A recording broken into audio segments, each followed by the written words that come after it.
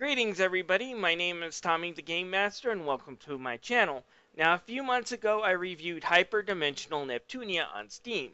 And while it was not a great JRPG and the moe fan service was annoying, I generally thought the story was both funny and clever.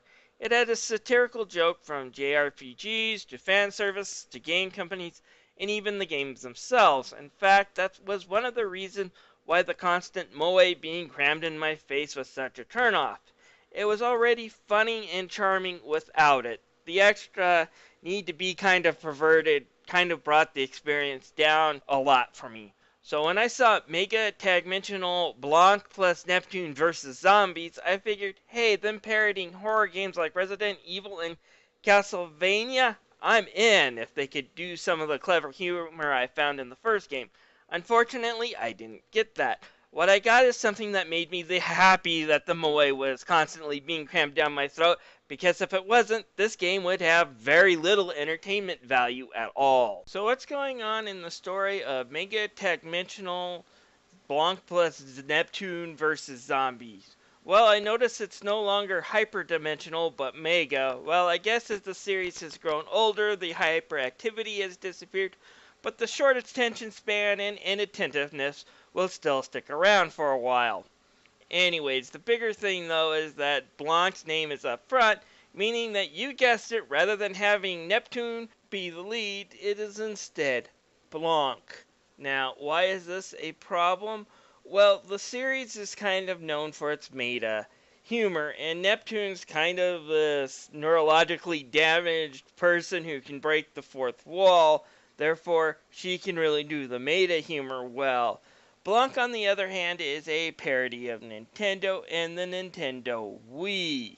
And as a parody of Nintendo, Blanc can be pretty funny, but she really only has one character feature, and that's her dual personality and short temper. She's usually the shy, quiet, reserved woman until she gets pissed off, and then she'll go into this screaming, cussing rage that can be somewhat funny, and that she's a bad writer. We only see that angry, smash things up side of her once or twice. The other side of her being a bad writer, oh boy, do we experience this firsthand. Let me explain what the actual plot is. It goes like this. The four goddesses and their extended families are now attending high school to understand how human beings think.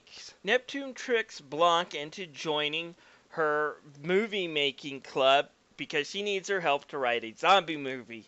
At the same time, a real zombie outbreak happens, and it seems to be happening at the academy, and the four goddesses decide they have to stop it because their share power has the ability to purify and turn these people back into humans. Yeah, it's a load of convoluted and really convenient bullcrap, but to be fair on this point, the game does call itself out on it. Anyway, since there are real zombies to fight on the island, Blanc decides to write her script and shoot her movie around the gals fighting the real zombies. Again, this could be pretty funny setup, having the group trying to hide the zombie outbreak by pretending to shoot a movie around it. Rather than dealing with the zombie outbreak, instead we get more school drama instead, and there's no jokes around the fact that they are worrying more about the pecking order at school or who gets to play what scene when it comes to their club than dealing with the zombies. None of it's funny, and as far as the movie scenes they shoot, they're just bad. Not funny bad, just bad. To make matters worse, none of your character selections will have any effect on the story most of the time, and that's a bit of a disappointment. There's a big disconnect between what's going on in the story and what's happening in the gameplay. The story does not service the game at all. And in case you're wondering why I'm not complaining about the fan service in the story, well, they put that in the gameplay now, as just running around, fighting, and dashing will lead to plenty of panty shots. Some little more than others. You better be careful there, Netgear. Donald Trump may decide to do a guest appearance on the show. You can also dress them up in tattered clothes that leave very little to the imagination. Don't get me wrong, there is far worse out there when it comes to otaku fan service. My complaint this time is that this is really the best thing the game has to offer, because its narrative just flat out fails. Alright, onto the gameplay, which is not a turn-based RPG, but an arena brawler this time, with some light RPG elements added into it. The game is divided into several chapters and stages. You pick two characters for the beginning of each stage to form a tag team and go in. My two characters were usually Neptune and Uni.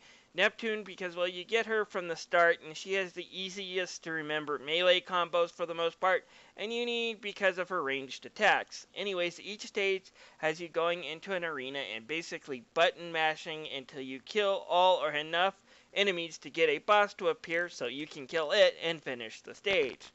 Now, to be fair, each girl is different and there is some strategy to be used by each character. Some are slower but have higher attacks and defense, while others are quicker and can use melee or ranged attacks easier. Each character also has a bunch of defense moves, and then there's also the CPU mode and mega moves that will deplete all the blue special bar that comes from damaging enemies. Switching back and forth also replenishes health, so you always have options to use. Also, each character, whether they are a CPU or not, can transform into a stronger form and boost their attack, so there are always options available. Unfortunately, the game never really feels like a challenge. It's basically a button mashing and you can still win a fair. If one of your characters dies, just run around a corner and usually the enemies won't chase you and wait until the other character revives. It takes about 2 minutes, but it's not that hard to avoid a game over screen. Also, whether you win or lose, each fight gives you EXP to level up your character and gold to buy new items from the shop to equip to each girl. So again, getting through the stages isn't that tough. Also, to make things a little worse is that the first several episodes, the load time and the exposition before each stage last longer than the stage itself. I'm not kidding here, except the first 3 staff stages you can finish in less than a minute. They start to even out in later stages and it does become a little bit more filling, but it takes a while before the game even gets going. Also not helping is that the arenas don't always match the area the story sections are in. You can have story sections in the city and then do a swamp arena, for example, and you don't get a lot of arenas and they tend to repeat, making this game even more tedious. Oh, and this is the first of the franchise to have online, so how is it? I would love to tell you, but the online is completely broken, so I never got a game going. Basically, every time I tried to enter a room to get a game started, after about a minute, the room would disband. It's kind of like being that one kid who sits down for lunch at a crowded table only to see everyone get up and leave. Anyways, the online is broken, at least on the Steam version from what I experienced as I reviewed the game. In the end, the gameplay in this game outside of the online function isn't broken, but it's nothing really original or groundbreaking. If you want a button mashing action game, you could do a lot worse, but you can also do a lot better. When it comes to the graphics, the game is pretty decent looking. Nothing really breathtaking, but it doesn't look bad. The characters in the cutscenes look pretty well detailed, even though the images of them are a bit stiff. In battle, the game runs at 60 frames a second, and the action for the most part is pretty smooth. Again, the game does not look bad, but I've seen better looking games than this. In the sound department, we have some really great voice actors for the dub. Pretty much the same voice cast for every Neptunia game, but you're dealing with the likes of Wendy Lee and Kate Higgins and the bunch that does these types of dubs, and they sound pretty good. Music is nothing memorable, but again, nothing bad, which pretty much describes this game.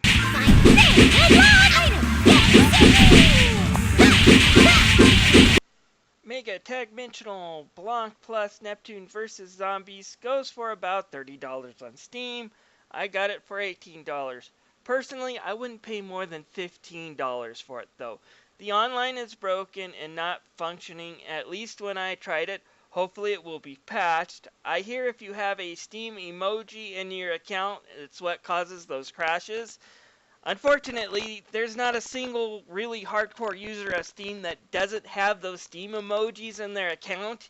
Even this game drops the cards that are needed to unlock these emojis. So if that is the case, then it's an extremely stupid bug not to have patched right away, especially since I tried it the day of this recording and still had problems connecting online. Still, it can be entertaining in some parts, but for the most part, it's just a stupid game with a stupid story and just barely adequate gameplay. It's not a game I can exactly recommend.